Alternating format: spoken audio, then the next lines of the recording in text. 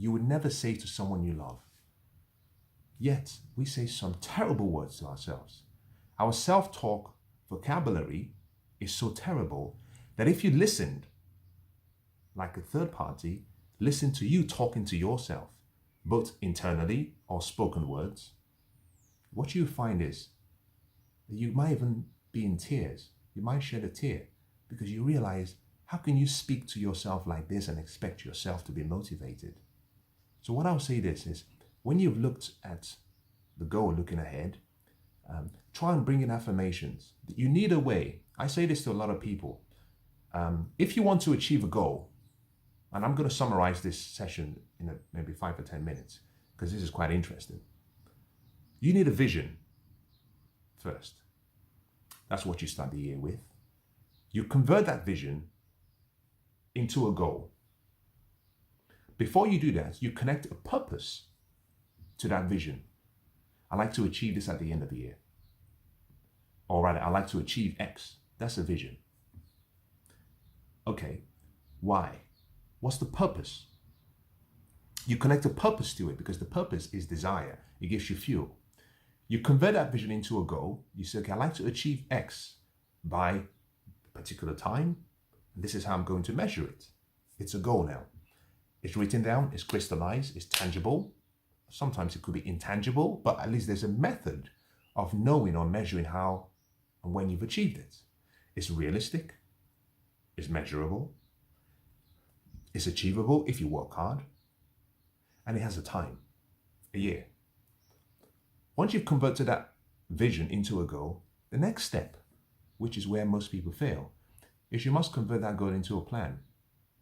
A goal is not a plan. A plan is a method for achieving the goal.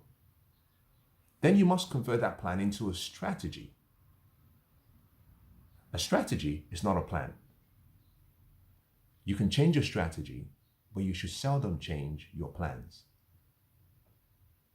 So you can't start the year and say, okay, well, I like to achieve this goal, and this is plan A, this is plan B, this is plan C. No, you can have strategy A, strategy B, strategy C. If you have a plan B, it distracts you from plan A. You have to have what I call a focus. Now, I'm not suggesting that if something doesn't work, you don't change your plan. No, I'm simply saying you have a plan.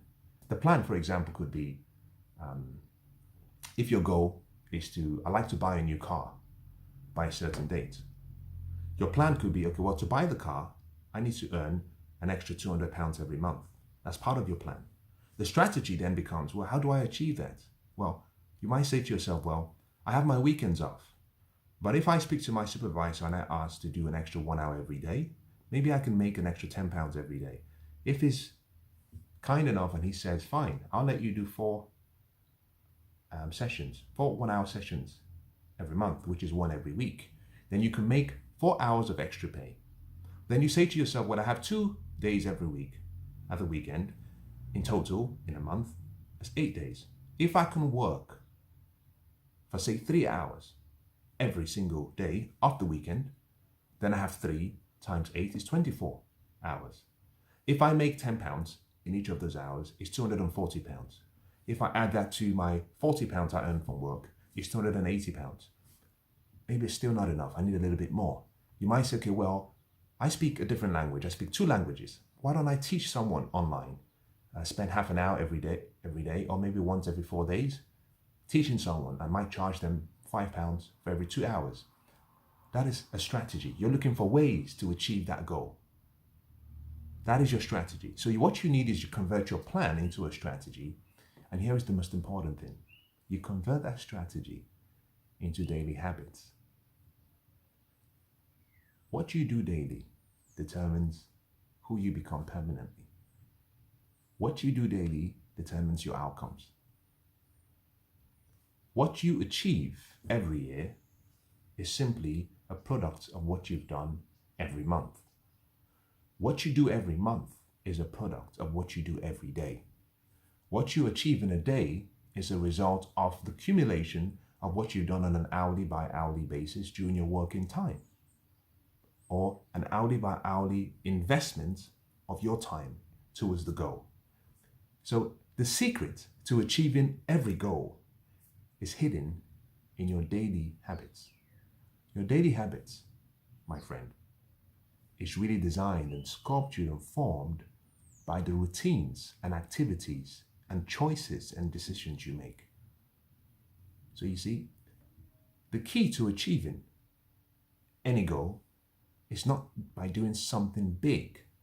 It's just do a little bunch of little right things every single day. Consistently make the changes, correct, apply. Make the changes, correct, apply. Small daily steps lead to what I call an avalanche of great results. It's not about doing one extraordinary thing on one day. No, focus on doing small, ordinary things extraordinarily well every single day. And if you do that, what you find is someday, maybe 2 months from now, 3 months from now, you would achieve that goal, and it wouldn't feel like you've done some act of heroic activity. You feel the feeling of fulfillment because what you realize is that every single step you take, making those improvements every single day, that you're becoming the person deserving of the goal. I like to say this, when you set your goals every year,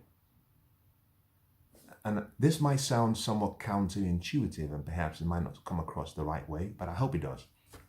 When you start the year and you set your goals, when you look at the goals, the traditional thing that happens is most of us say, I want this, I want that, I want that, I want that, I want that. That's what we do. We don't set goals so that we can achieve and get things. Achieving and getting things as part of a goal setting process or as part of an activity you do is a secondary outcome. The primary purpose and the primary outcome for setting your New Year's resolution and for setting your goals is so that you can become the kind of person who is able to achieve the goal. You set goals and New Year's resolution to see your potential. Every year you start the year. At the start of the year, you say, well, I wonder what I could become. Who am I? Who is in me? Is it possible that I can achieve this? Now, at the point of setting that goal, it's still possible. It's part of your potential, but you're not really sure. So you set goals to help you grow away from where you are and into someone else. Shakespeare said that the whole world is a stage. And every one of us at different times of our lives, we play different characters. Goals push you from where you are into playing a different role. But you have to pay a price. Sacrifice is giving up something of a lower nature to get something of a higher nature. You have to pay a price by sacrificing, and by sacrificing, you die to who you are to become someone greater than who you used to be. By becoming that person, you get a reward. The reward is those items, tangible or intangible, that you were hoping to get. But the focus should never be about getting a goal. The focus should always be about becoming the kind of person deserving of having the goal. So as you look forward towards the future now, I'd like you to look at your list and say, well, who would I have to be? Who would I become if I achieve this goal? Now, here is one of the most important things I'm going to share with you, and I close. And I'm sorry it's taken so long. Well, I'm not really sorry because I think this is so important. When you stop and you look forward towards the future, and you're looking at your goals, ask yourself the simple question. If I'm choosing my goals to become the kind of person deserving of the goal, if I achieve this goal, would I be happy with the person that I've become? That's a wake-up call right there. Number 2, will I give up or will I sell out on my values, my beliefs, my relationships? Will I sell out on my identity? If the answer is yes, I'd like you to just stop and pause. And I want you to just go back and ask yourself, is it going to be worth it? Very important. Achieving the goal is not the most important thing if you sell out, if you give up who you are. Now, you want to grow into someone deserving of the goal, but you want to grow into a better person, a better version of yourself. Every year, you tend to have mobile phone manufacturers like Apple or Samsung, and they release a new handset. And then in 2-3 months, they release another handset. And in 3 months, another handset comes out. They're improving it. These manufacturers, they never give you a product that is worse than the previous one. They're always improving the product. So you always want to ask yourself, am I going to be staying true to my rules, my standards, my beliefs, my identity? Am I going to stay true? Because if the answer is no, you're going to have to sacrifice what makes you you. It means that goal, as much as you want it, may not be for you. The last thing you want is to have a feeling of regret when you achieve the goal. Now, here is the last thing I'll ask you.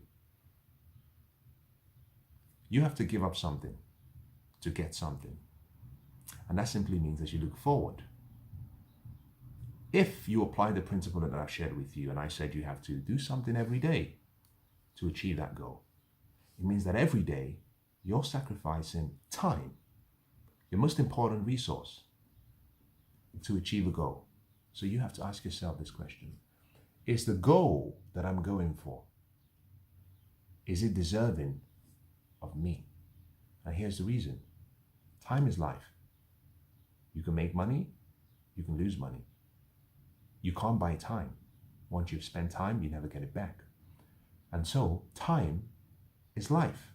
This time you're spending with me, the reason I value this time, and sometimes I don't apologize because I think it's such a sacred moment, is you're never going to get this time back. So every time I stop and I want to share an idea with you, I'm thinking I have to give you something worth more in the long run than the time you've invested. So you have to ask yourself the question, would this goal be worth my life? Because whatever you give your time for, you're exchanging your life for. At the end of the year, in 7-8 months, you would have given 7-8 months of your life for the goal. Whether that be work, whether that be a personal goal, a professional goal, a relationship goal, an individual, you're giving your life for the goal. So stop and ask yourself, is this goal deserving of me? You see, we are the greatest of creation, of all creation, human beings, you and I, made beautifully, wonderfully. And so, you see, the spirit we have within us is infinitely great. The goal you're trying to achieve means nothing in the scheme of this universe. In consciousness, these tangible things we're trying to achieve means nothing. The greatness is you, not the goal. The house, the car, the boat, the trip, that's all secondary. You are the masterpiece. Think about this. Some people say, are you going to come to my party? Or are you going to come? Some people are expecting, maybe in a party, they invite you to a party, for you to be there. You're the party. You bring greatness whenever you walk into an environment. And so that simply means that you're the masterpiece. You're the important piece of the whole equation. You're the what I call the lowest common denominator. Without you, life has no meaning. Without you, life has no meaning. And you find actually in your circle of association and influence, without you, the livelihood, the happiness of other people who know you will lack meaning. So you are the star. So you have to ask yourself the question, is what I'm exchanging my life for really worth it? And once you've done this process that I've shared with you, I'd like you to make a resolution again, but this time around, promise yourself, I'm not going to give up. I believe most people don't achieve their goals because they don't stop and measure their progress. You cannot correct, you cannot successfully manage, you cannot successfully improve what you can't measure. The purpose of a scoreboard in a game is so you can see what's going on. You come into the game, it's 0-0. Okay, how many minutes are left? You come into the game, 30 minutes afterwards is 1-0. Okay, we've got 50 minutes left. You can measure. What you can measure has the potential to be managed and altered and controlled. So here is my advice to you. If you are able to break down your goal into daily steps, for example, you might say, I like to have a physique. I want to weigh a certain kilogram at the end of the year. If you break that down into small steps, and let's say you've come down to the point where you say, to achieve this, I have to do 3 things every day. I have to eat healthy, meaning I'm going to eat the right quantity of carbohydrates, protein, vegetables, fats, whatever that might be for you. You decide. I don't really mind what that might be. It's for you. And you say, number 2, I have to train for 30 minutes every day at a level of intensity of X. Great. Number 3, I have to sleep at least 6, 7, 8, 9 hours every day. You can measure that. It simply means every day. At the end of the day, I'd like you to score yourself on your progress. What did I achieve here? Did I give myself a 7, a 6, a 5, a 4, a 10? Now here is the key. Try and improve by maybe 1%. So if you scored a 7 the next day, see if you can improve by 1%. Now 1% is so small. You might be thinking, what's the point? But here's the key thing.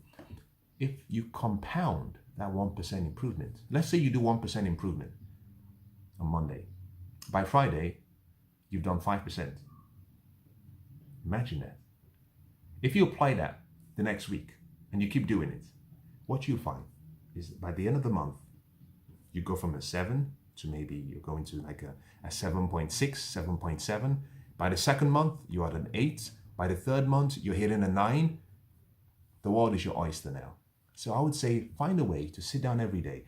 I like to do something is I create like an Excel spreadsheet. I don't do this for all of my goals.